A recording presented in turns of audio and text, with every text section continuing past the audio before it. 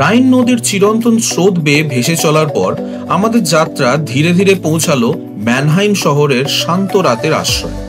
কিন্তু ফেরার পথে আকাশ যেন নিজেই এক শিল্পীর মতো রং ছড়িয়ে দিল। হট এয়ার বেলুন ভেসে উঠল দিগন্তে, যেন বিকেলের আলোয় উড়ে বেড়ানো স্বপ্ন। এমন মুহূর্তগুলোই আমাদের মনে করিয়ে দেয় ভ্রমণ শুধু গন্তব্য পৌঁছানোর জন্য নয়, বরং সেই গল্পগুলো সংগ্রহ করার জন্য, যা আমাদের হৃদয়ে চিরকাল বেঁচে থাকে। আর এরপর আমরা রওনা হব আর একটি মনোমুগ্ধকর শহরের পথে, যেখানে লুকিয়ে আছে নতুন গল্প, নতুন স্মৃতি আর সৌন্দর্যের অগণিত স্তর, যা আমাদের অপেক্ষা।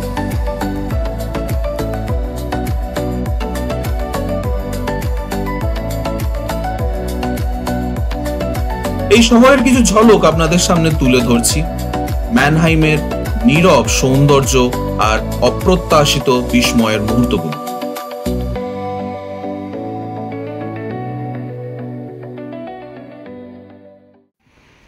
Hello, this is Wanderer Cheyenne reporting from Germany via Star Tours. So, আমরা আজকে এসে গেছি সকাল সকাল in the town of Heidelberg, Germany.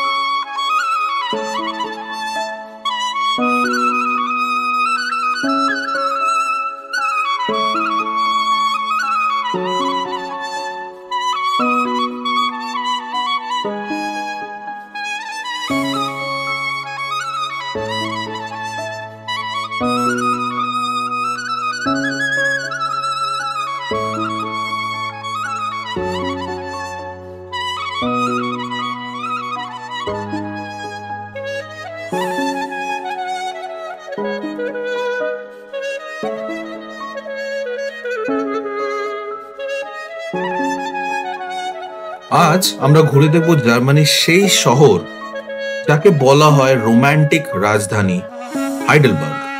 ইতিহাস, শিক্ষা আর সৌন্দর্যের এক অপূর্ব মেলবন্ধন। শহরের দর্শনীয় স্থানের মধ্যে এই Karl Theodor Bridge, Heidelberg Castle এবং হোলি স্পিরিট চার্চ অন্যতম।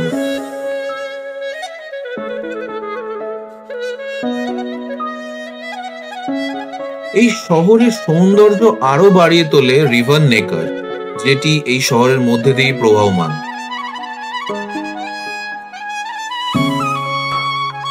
জার্মানি তো হাইডেলবার্গ নাম শুনলে কি মনে হয়?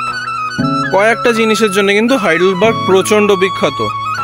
ফার্স্ট ওয়ান, যারা প্রিন্টিং এর বিজনেসে আছো তারা জানো Heidelberg printing machine, the world famous printing machines are from this city. Second হচ্ছে হাইডেলবার্গ ইউনিভার্সিটি। জার্মানি কিন্তু এমন একটা জায়গা যেখানে 1300 থেকে বেশিও 1300টার থেকে বেশি ইউনিভার্সিটি আছে জার্মানির, যেখানে সংস্কৃত পড়ানো হয়। Heidelberg university is one of the unique most. তো সংস্কৃত এখানে খুব ভালোভাবে পড়ানো হয়। In fact the German language is inspired from Sanskrit. So in fact Heidelberg ইউনিভার্সিটির ভেতরে রাউডি স্টুডেন্টসদের জন্য, মানে যারা আগেকার রাউডি স্টুডেন্টস ছিল তাদের জন্য একটা জেল টাইপের তৈরি করা আছে, যাতে কোনো রকম মিসচিফ করলে তাদেরকে ওখানে বন্ধ করে রাখা যায়। এই হাইডেলবার্গ ইউনিভার্সিটি কিন্তু প্রতিষ্ঠিত হয়েছিল 1386 সালে। জার্মানির এটি সবচেয়ে পুরনো বিশ্ববিদ্যালয়। এই বিশ্ববিদ্যালয় থেকে বেরিয়েছেন 8 জন নোবেল বিজয়ী, আর আজও এটি বিশ্বজুড়ে গবেষণা আর উদ্ভাবনের এক মহাকেন্দ্র।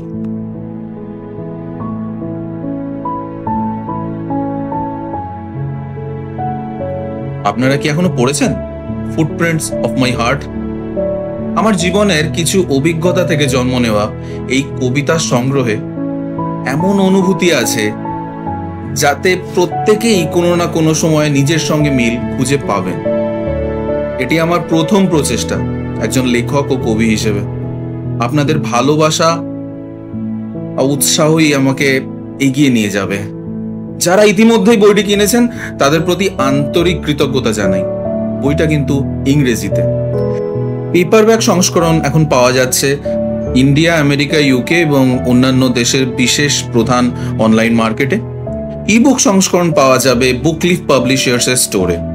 লিঙ্কগুলো ভিডিওর বর্ণনায় দেওয়া আছে। আজই কিনুন, পড়ুন আর আমার হৃদয়ের পদচিহ্নে আপনার পদক্ষেপ রাখুন। জার্মান ল্যাঙ্গুয়েজ কিন্তু প্রচন্ডভাবে সংস্কৃত থেকে ইন্সপায়ার্ড।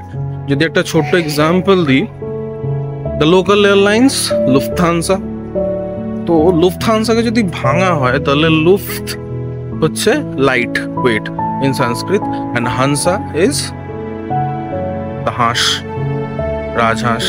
তো লুফথানসা আর লোগোটাও সেটাই সিগনিফাই করে লুফথানসার। তো এখানে কতটা সংস্কৃত ইন্সপায়ার্ড আমি এটা জানতাম না, এটা আজকে জেনে আমার ভালো লাগলো। এই হলো হাইডেলবার্গ ক্যাসেল, জার্মানির এক আইকনিক স্থাপনা। হাইডেলবার্গ ক্যাসেলের নির্মাণ শুরু হয় 1214 সালের আগেই ওয়ার্মসের বিশপের অধীনে। পরে কাউন্ট প্যালেটিন শাসকেরা এটিকে আরো সম্প্রসারণ করে।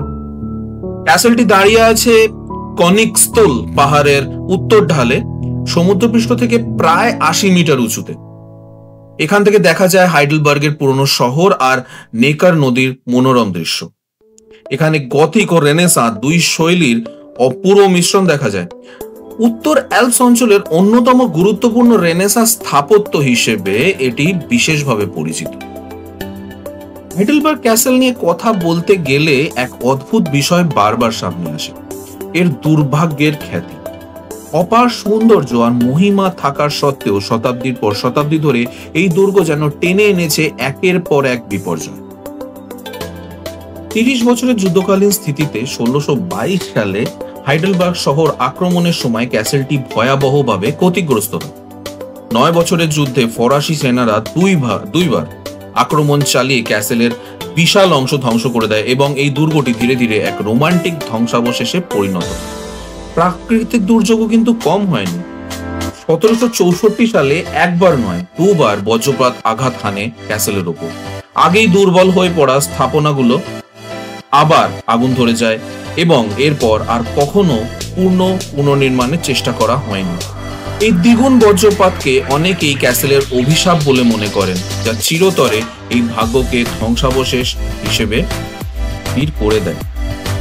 বহু শাসক ক্যাসেলটি পুনর্নির্মাণের চেষ্টা করেছিলেন, কিন্তু রাজনৈতিক অস্থিরতা, অর্থের অভাব এবং বারবার ঘটে যাওয়া বিপর্যয়ের কারণে কাজ কখনো সম্পূর্ণ হয়নি।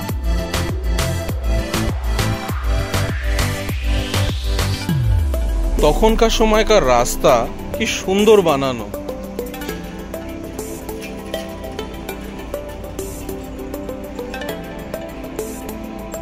এই আলস্টারটা হলো ওল্ড টাউন, আর এই যে দেখো কত পুরনো রাস্তা এবং সেইভাবেই করা আছে।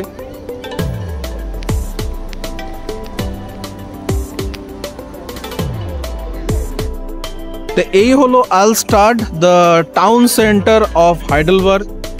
এইখানে যেটা আমরা ব্রাসেলসেও দেখেছিলাম যে একটা টাউন সেন্টার থাকে এবং এই টাউন সেন্টারটা ডিপেন্ড করে, দ্য টাউন সেন্টার সাইজটা, the size of the town centre, এটা ডিপেন্ড করে যে ওই টাউনটার কতটা পপুলেশন। তো হাইডেলবার্গের পপুলেশন যেহেতু কম, তাই এই টাউন সেন্টারটাও খুবই ছোট্ট, অ্যাবাউট 1,35,000 পপুলেশন যেটা আমরা বললাম। এবং প্রত্যেক টাউন সেন্টারে একটা টাউন হল থাকে, এটা হচ্ছে সেই টাউন হলটা যেখানে সমস্ত ম্যারেজেস বা সব কিছু রেজিস্টার্ড হয়। এখানে এই ভাষায়, এখানকার ভাষায় এটাকে বলে রাট হাউস। আর এইটা আমার পেছনে যে চার্চটা, এই চার্চটার নাম হচ্ছে হাইলি ঘাইজড ক্যাথিড্রাল বা চার্চ। হাইলি ঘাইজড মিনস হচ্ছে হোলি ঘোস্ট বা ভালো ভূত, তো এখানে বলা হয়। আর তাছাড়া আমি এটা আরও ডিপলি দেখাবো। পেছনে একটা মূর্তি আছে, ওটা হচ্ছে হারকিউলিসের মূর্তি। একটা ফাউন্টেন আছে, সেন্ট্রাল ফাউন্টেন। তো টাউন সেন্টারের কনসেপ্টটা হচ্ছে সমস্ত অনুষ্ঠান, বিড ম্যারেজ, ক্রিমেটোরিয়ামস, মানে সেন্টেনারি থিংস, অ্যানিভার্সারিজ, এভরিথিং সবাই মিলে টাউন সেন্টারে এসে এখানে করে, মানে এখানে সেলিব্রেট করে। তাই উইকেন্ডসে স্পেশালি টাউন সেন্টারে টাউনের মোটামুটি সকল লোক বা মেইনলি ইয়াংস্টার্স এসে এখানে প্রচণ্ডভাবে সেলিব্রেট হয় ওপেনলি। তো এটা এখানকার একটা culture.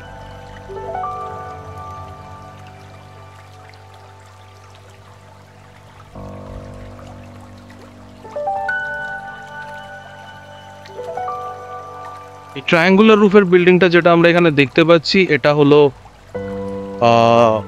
One of the oldest 5-star hotels here, 350 years old। তার নাম হচ্ছে দ্য রিটা। আর এই লাল স্টোনটা আমরা দেখলাম এই চার্চেও তৈরি এবং ওই ওপরে ক্যাসেলেও তৈরি। তো হাইডেলবার্গ টাউনের মধ্যে দিয়ে হাঁটতে হাঁটতে আমরা এখন যাচ্ছি একটা ব্রিজের কাছে। আমরা এবার হাঁটতে হাঁটতে যাচ্ছি ব্রিজটার উপর যেটা আমরা দেখলাম, আর ওখান থেকে আমরা ক্যাসেলের একটা খুব সুন্দর ভিউ পাবো। এই ক্যাসেলটার নাম হচ্ছে the Karl Theodor bridge. Karl থিওডরের স্ট্যাচু আছে এটার ওপর, আর যেটা যিনি ছিলেন তখনকার রুলার। দেখি আমরা একটু ব্রিজটা। এটা হলো এই টাউনের এমব্লেম, এই ক্যাটটা হাতে এই কয়েনটা নিয়ে, আর পাশে এই দুটো ইঁদুর। বলা হয় এই দুটোকে টাচ করলে নাকি it will increase your fertility, আর এই কয়েনটাকে টাচ করলে it will increase your money, your wealth. তাই তো এই রেড স্টোনটা আমরা দেখলাম হাইলি গাইজ ব্রিজেও, ক্যাসেলেও, হাইলি গাইজ ক্যাথিড্রালে, ক্যাসেলে এবং এই ব্রিজটাতেও। তো এটা হচ্ছে রেড নেকার স্টোন, রেড নেকার স্যান্ডস্টোন, যেটা এখানকার স্পেশালিটি। এটা হলো the ruler at that time, যার নামে এই ব্রিজটা।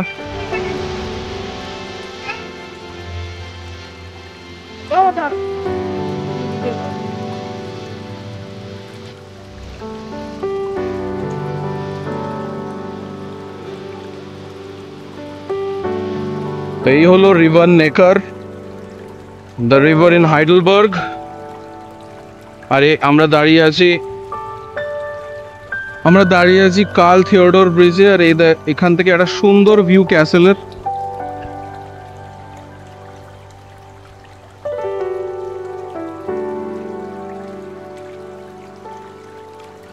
দ্বিতীয় বিশ্বযুদ্ধের সময় শহরটি বড় ধ্বংসের হাত থেকে বেঁচে যায়। কবি, দার্শনিক আর শিল্পীদের কাছে হাইডেলবার্গ পরিচিত রোমান্টিক শহর হিসেবে।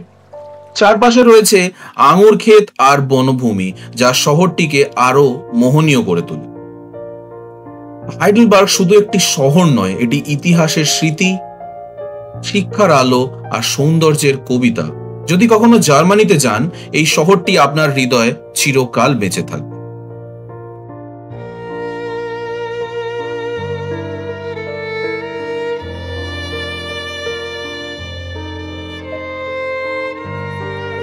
সো হাইডেলবার্গ দেখা আমাদের এখানেই শেষ। এবার আমরা যাব ব্ল্যাক ফরেস্ট, লেক টিটসি দিকে। এটা এখনো 2.5 hours এখান থেকে। তো হাইডেলবার্গ ছোট্ট টাউন, বাট হ্যাঁ একটা ভালো ফিলিং দেয়। জানিও আমাকে যে কি কি ভালো লাগলো এখানে। আবার দেখা হবে আমাদের নেক্সট যে পার্টটা আমরা করব। টিল দেন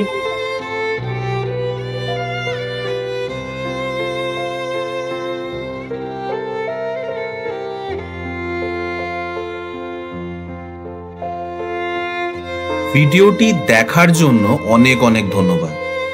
এইটা কিন্তু চ্যাপ্টার 3। যদি এটাই আগে দেখে থাকেন, তাহলে চ্যাপ্টার 1 আর চ্যাপ্টার 2 এই সিরিজের দেখার জন্য ভিডিওগুলোর লিঙ্ক কিন্তু দেওয়া রয়েছে ডান দিকে। দেখবেন কিন্তু আর বলবেন কেমন লাগলো।